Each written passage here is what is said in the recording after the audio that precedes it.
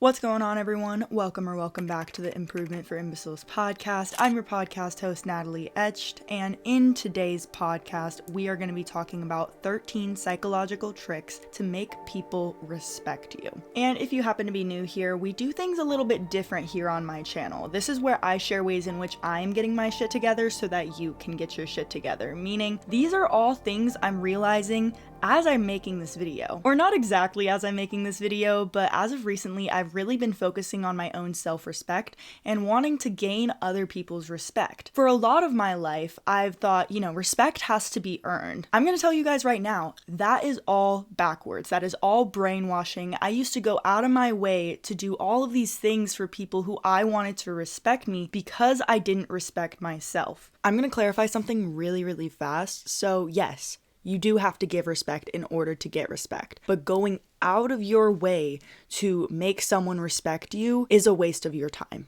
Recognize when someone is disrespecting you and place them accordingly. Just realize that I try to avoid being redundant in this video. Obviously, give people basic respect, use your manners, say please and thank you. Those are obvious ways to make people respect you on a basic level. However, don't go out of your way to make someone who's disrespecting you respect you. Remove your energy and focus to people who actually do give you respect. Okay, back to the video. Gaining other people's respect has everything to do with the level of self-respect you have inside and how you react to other people who happen to disrespect you. Even if they're not consciously disrespecting you, you still need to choose to act in a certain way so that you can prove to yourself and others that you are not to be played with. And if you're coming back to my channel, I know the type of person you are. I know you're not the type of person to misuse your respect or misuse power. You are the type of person to sit back and just let people do whatever to you. And I'm gonna tell you right now, bestie, after this video, you are gonna find a new level of respect for yourself and you are gonna start standing up for what you believe in. Because I'm tired of it, okay? I see how people have been treating you. I see how you've been going out of your way, breaking your back so that people acknowledge the type of person you are and your big, huge heart. And I know you just wanna give,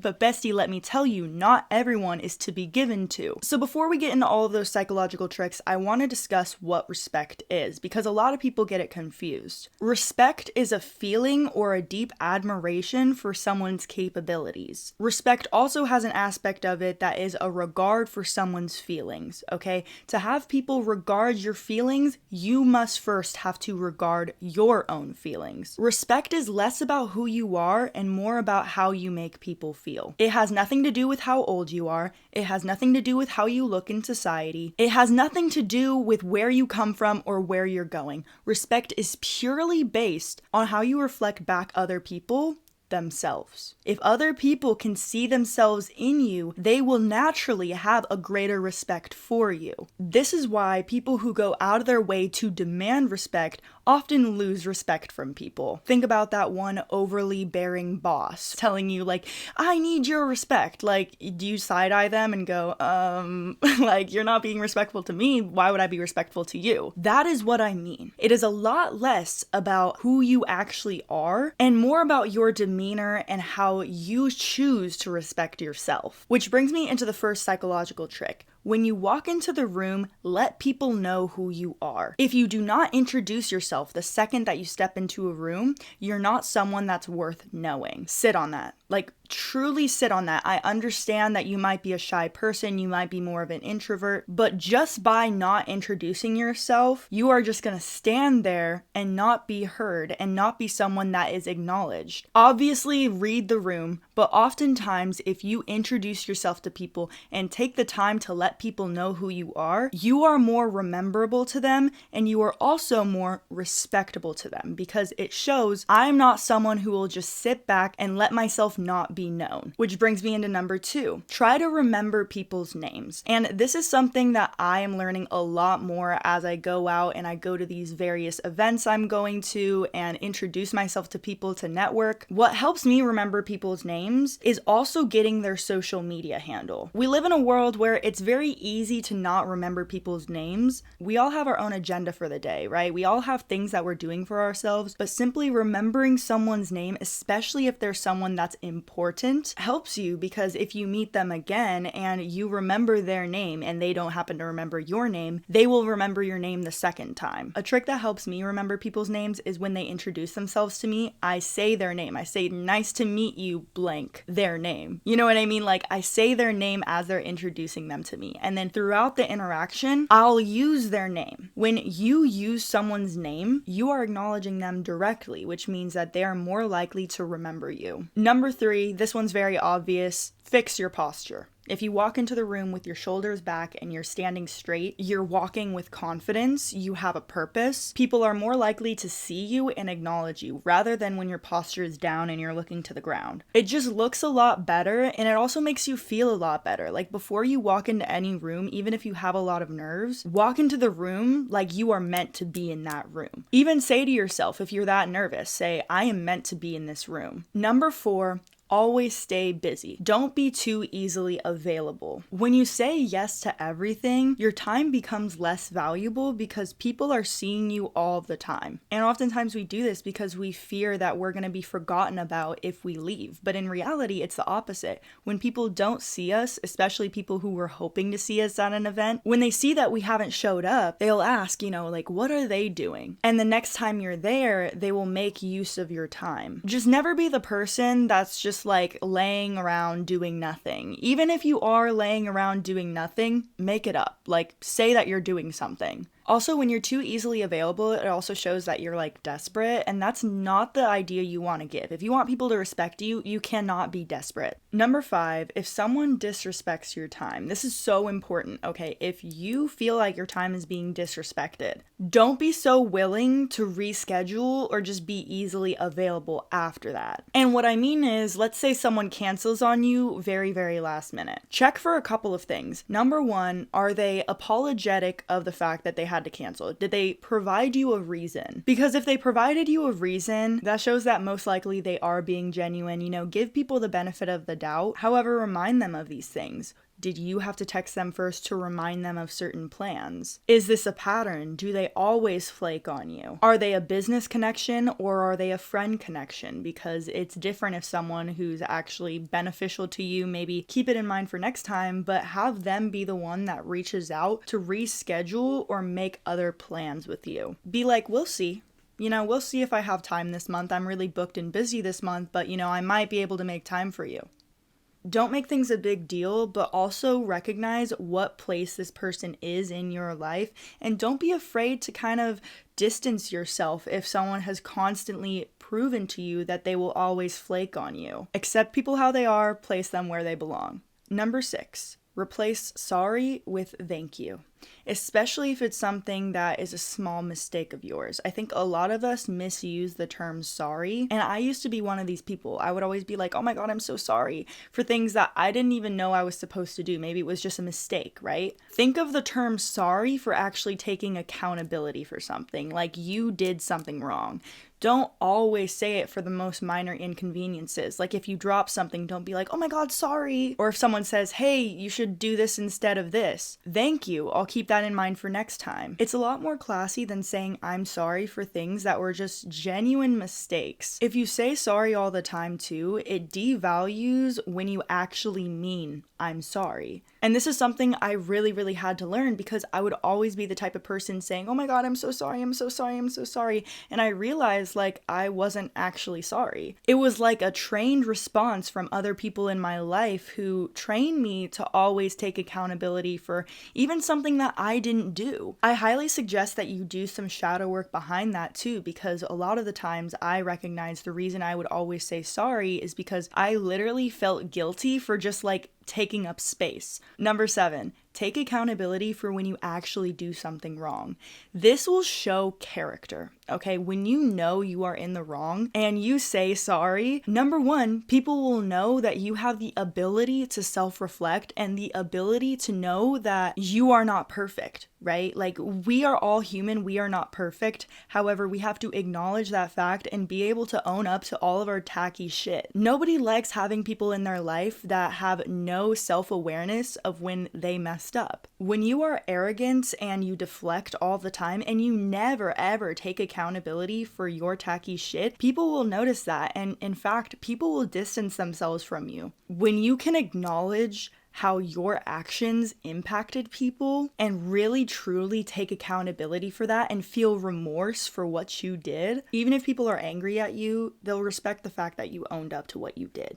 They'll respect the fact that you had the courage to be like, yeah, that was shitty and I'm sorry. Number 8, stand in your authenticity. Authenticity is one of the purest energies that you can work around. Like, if you know you're being authentic to yourself and what you believe in, everything falls into place.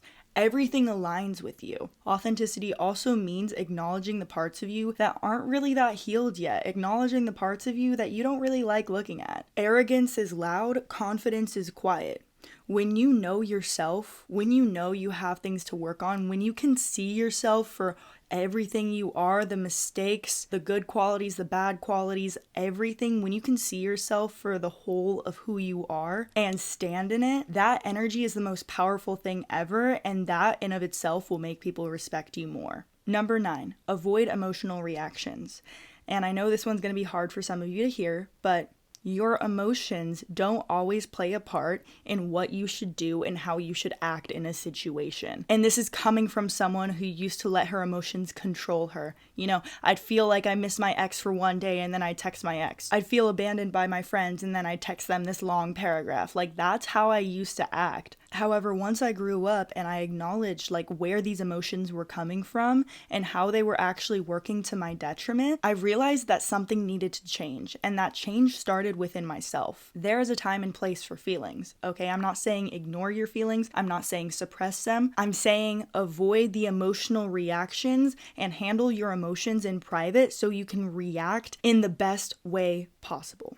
If you are feeling a very, very strong emotion, do not act on that emotion. Nobody is perfect with this, but if you can find an outlet for yourself, whether that is journaling, whether that is going to the gym, whether that is painting, whether that is doing something creative, do something to distract yourself from the emotion temporarily until you can find a resolution that makes sense. Instead of dwelling on the problem, start thinking, how can I solve this problem? How can this situation work to my benefit? It's so often that we encounter a situation in our lives and the first thing we want to do, like we react on our impulses and we make the situation worse for ourselves. And this is where I'm going to start talking about starting to regard yourself as a person that needs to be respected. Think of a person that you respect in life, whether that is, think about like Albert Einstein or something, like someone who's really, really respected in society. Whoever that is for you, just think of someone that you highly, highly respect and think of them in the situation that you are in. How would this person react to this situation? Smart people utilize negative situations to their benefit. They see a negative situation and they go, okay, what is the best possible outcome for this? And how would I have to react in order to get that best possible outcome? Before you do something impulsive, ask yourself what your grandma would think if you did that. Like, number 10, start regarding yourself as a highly respectable person. This is similar to the last one, but it more so goes into the affirmations of it all. Start affirming to yourself, I am respectable. I am someone that people look up to. I am someone that deserves respect. Like, genuinely feel like you deserve respect and don't deny yourself that respect from yourself. Learn how to respect yourself like you expect other people to respect you. For example, if you were in a relationship with yourself, like you were a completely different person and you were giving this person respect, like how would you act to yourself? Would you talk to yourself the way you've been talking to yourself? Would you tell yourself bad advice to go follow it? Would you treat your body how you've been treating it? As soon as I started thinking about how I would treat myself if I was a like completely different person, like seeing like the child version of myself, would I treat myself like how my inner monologue treats me? Most of you, the answer is absolutely not. Replace negative thought patterns with yourself with positive thought patterns. As soon as you recognize that you are going into a negative thought pattern, choose to flip it around. And I know it's difficult to choose to flip it around, but you need to become consciously aware of where your mental state is. That is the only way you reframe your mind into regarding yourself as a person that should be respected, is you identify when you are not respecting yourself through your mental state and you choose to act differently. If I respected myself, how would I react? Would I react emotionally? Would I throw this friendship out of the window? Or would I just accept this person for how they are and place them where they belong? Number 11 is to look at people's actions rather than the role they play in your life. Everyone knows actions speak louder than words. If someone is disrespecting you, you need to react in a way that would give yourself power back. For example, reacting emotionally and demanding respect often turns off people from wanting to give you respect regardless. Instead, withdraw your energy. Think of yourself as an eagle, right? You are flying through these trees, and all of a sudden you reach these two trees that are super, super close together. Do you just run straight through those trees and damage your wings? Or do you rise above certain obstacles? Do you choose to rise above certain circumstances that don't benefit you? I know it's easier said than done, and I think there's a lot of nuance there. If someone is super close to you and they are disrespecting your boundaries, I think it's important to have a conversation with that person. But if it becomes a pattern, you need to start distancing yourself from this person. When we see people disrespect us and hurt us, it's so normal to want them to feel exactly how we're feeling. However, you need to realize at some point that it is a waste of your energy. Some people are not worth your energy, and you must rise above the people who are just not worth it anymore, and just don't burn bridges, just learn how to distance yourself from them. Instead of going over that bridge every day, choose to go a different way on your commute to work. Choose a different bridge to cross. Look at how people treat you and your reactions to how people treat you, and it'll reveal a lot about how you feel about yourself.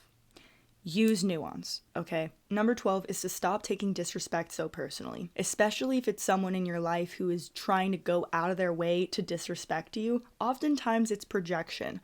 Oftentimes they are trying to make you feel less than them because they don't feel like more. It is their only way in their brain to make you seem less than them. A lot of disrespect from people is usually just projection. Yeah, there's that 5% where it's like actually someone trying to hurt you and everything, but even then, oftentimes it's just people projecting their own hurt onto other people. Hurt people hurt people. And as soon as you realize this, when other people are disrespecting you, let's say they say a joke that wasn't really that nice, first of all, recognize that those people most likely aren't your friends. Recognize that some jokes people say are not just jokes. And number 2, recognize that some people love to make fun of other people to make themselves feel better. Know how to defend yourself and call out people's shitty behavior. However, also know when to laugh it off and be unbothered by the situation. And number 13 is to surround yourself with people that you respect. A lot of you guys stay around people who you don't respect because it gives you a false sense of superiority. It's like, well, I don't really like myself, but at least I'm not like this person that's my friend. Misery loves company. If you are a miserable person, you will surround yourself with miserable people who you don't even respect. And let me just tell you, honey, it shows. You don't like yourself, which means other people around you don't like themselves, and it's a constant power struggle because you are constantly feeling threatened by other people who start to be a little bit more successful than you. You will project onto people who are doing things with themselves and judge other people because you are not where you want to be. That is a loser's mindset.